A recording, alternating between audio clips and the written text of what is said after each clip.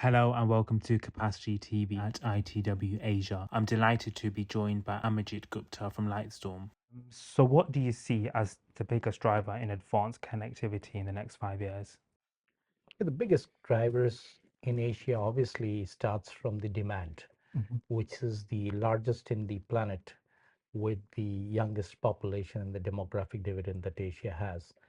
Continue to believe that about 2 billion people uh, with the youngest population anywhere in the planet. The underlying demand drivers are A, infrastructure, which is essentially fiber, data centers, submarine fiber. And in addition to that, the adoption of AI as the new next level of cloud adoption, leading to an unprecedented demand, um, leading up to almost some sort of a supply scarcity. So the demand drivers are there for everybody to see what's happening in the cloud and AI world, Mhm. and therefore the scarcity of resources at the underlying fiber, data center, and subsea layer. What people don't see is the scarcity of supply in network fungibility. It's also known as network as a service. Mhm. So, how is the company using layer zero automation to improve optical networks? This is brilliant dive into what you just asked me. Layer zero automation was, I think, our dream 4 years back because we kind of saw this coming post Mhm. what happened in the cloud era. That to match up to the cloud scalability, reliability, and fungibility, and just the ability to scale up and down as good as the cloud does, networks need to be software automated Mhm. through open APIs and connected to the cloud in a similar fashion how people enterprises consume cloud. They should be able to consume the network on demand, on the fly, and at layer zero level, which is the point to point optical level. I'm glad to report we are one of the first companies, if not the first, to have cracked the game and declared a commercial grade layer zero fungibility product available as of 6 months back. Wow. So, what are some of the challenges that you guys are facing with this? Well, at the basic level, network as a service needed the integration of software skills with DevOps, along Mhm. with integrating the core network APIs, which not too many people understand, not even the network gear providers like Ciena, Nokia, Juniper, or Mhm. Cisco. At one level, the complexity was to abstract the application programming interfaces out of that layer. The second level was to integrate it to the cloud, which is essentially the Google's, the Azure's, and the Metas of the world. And the third level was to integrate it with the business layer, which is Oracle's and SFTC. Mhm. But most complex was not to be able to just integrate and develop this product, which we have successfully done, along with what I think about two or three companies at the most in the world.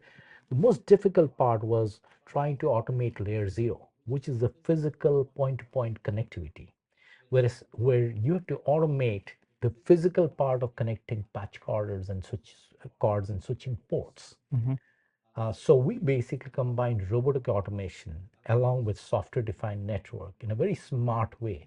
The key was to be able to combine this all together for the user to transparently be able to get a layer zero session end to end in 7 minutes flat with complete control on the user's hands to be able to disable or enable it, including all scalability features. So, how is the company actually overcoming these issues? We had an advantage, I must confess, being a startup. Mhm. First, we didn't have any legacy to protect, either in our thinking or our minds or in the data or the network. Having said that, the complexity of being able to leapfrog into a thinking which was completely different and new by itself was a challenge, Mhm. even as a startup. That's Ability right. to source technologies, the Mhm. part pieces of technologies, what to build and what to buy, and then combine the best experience was the second challenge. Mhm. So we went from everywhere from Estonia to Stanford University to Australia to India to look for the best developers, the best code which is available so that Mhm. it could accelerate and deploy this.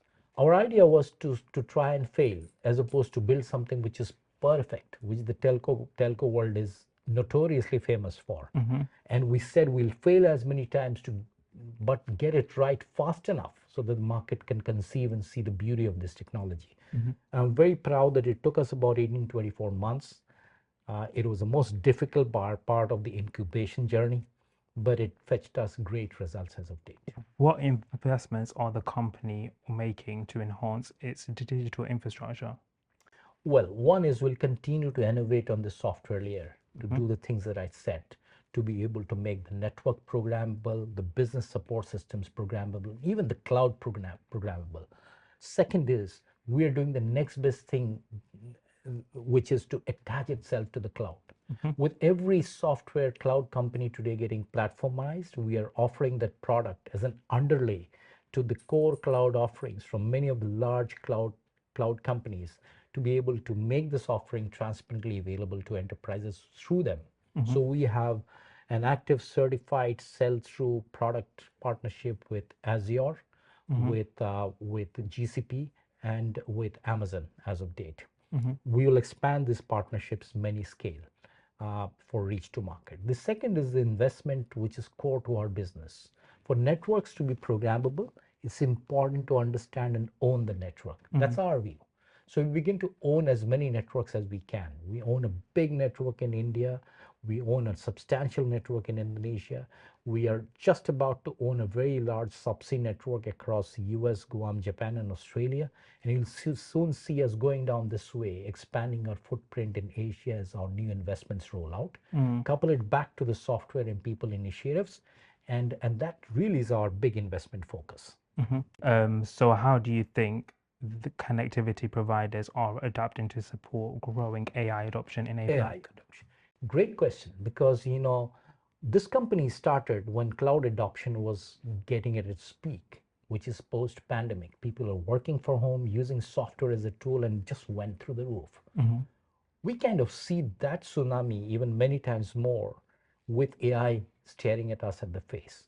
My Mhm. personal belief, despite the cynicism in the market, is AI is here to stay, and this time for real, because there is the perfect storm, which is essentially a combination of large data sets being available, both public and non public. Second is the learning models becoming really stable, Mhm. and including some of them, like from Meta, being available now in open source. Mhm. And thirdly is the huge progress of compute power Mhm. and storage, which basically means you can carry a supercomputer in your pocket and pretty much own it off a rental scheme, Mhm. courtesy what players like NVIDIA are doing.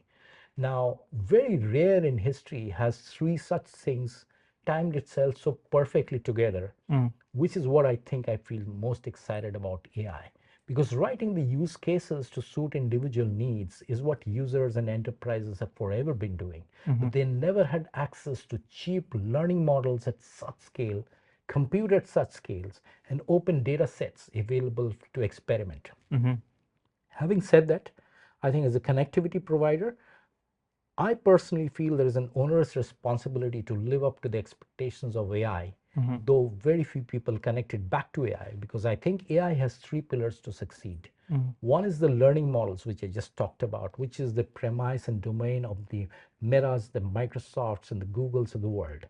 The second is the compute storage infrastructure, which gets talked about. So there's a gold rush for NVIDIA, there's data centers being built out like never before.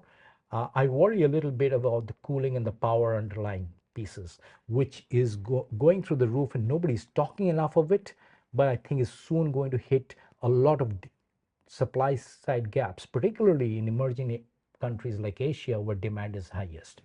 The third pillar, which is what brings me to our role as a connectivity provider, is to match the evolution of connectivity, which matches the cloud's scalability, fungibility, speed, and flexibility. Mhm. Today's networks are hairpinned from point to point. They are built to last. They're extremely difficult to program. The control is rarely at the enterprise or the user side. They have to use what connections are given to them. Mhm. We think that paradigm needs to overturn itself to a model which we call network as a service in true form. Mhm. And that's the challenge for connectivity providers. For startups such as Lightstorm, we want to be at the forefront of that inflection. A, because we want to deliver value to our customers, shareholders, partners, and the geographies.